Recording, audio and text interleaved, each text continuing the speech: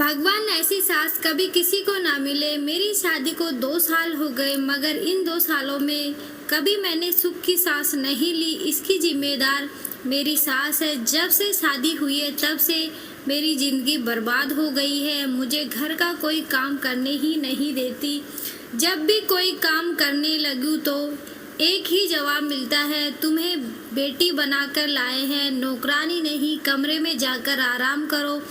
मैं तंग आ गई हूँ सारा दिन बिना काम के रह रहकर। अब कल की ही बात ले लो, गर्मी के दिन हैं तो मैंने सोचा कि पेड़ के नीचे बैठूं, थोड़ा आराम करूं, लेकिन मेरी सासू माँ ने तो कमरे में ही एसी लगवा दिया कि बाहर बैठोगी तो रंग काला पड़ जाएगा। तुम पापा की परी हो, तुम्हारे भी नाजुक सी गुड़िया हो।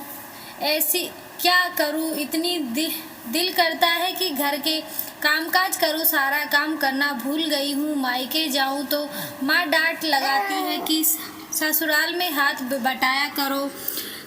अब कल ही मैंने सासू माँ से कहा कि मुझे किचन में काम करने दे, तो मुझे पार्लर भेज दिया। कहने लगी अपने लुक संवार लो, घर के कामकाज के लिए तुम्हारी नंदे हैं ना।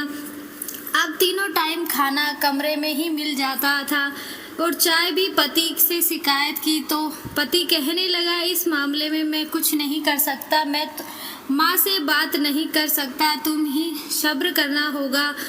आज सुबह ही सासू माँ पति से कह रही थी, इसे किसी ठंडी जगह पर घुमाने ले जाओ, यहाँ बहुत गर्मी पड़ रही है। मैं तो तंग आ गई हूँ इन सब चीज़ों से। अब आप ही बताओ मैं क्या करूँ, रोने का बहुत दिल कर रहा है। मैं मालिक ऐसी सास किसी को ना दे। वीडियो अच्छी लगी तो वीडियो को लाइक करें, चैनल को सब्सक्राइब करें।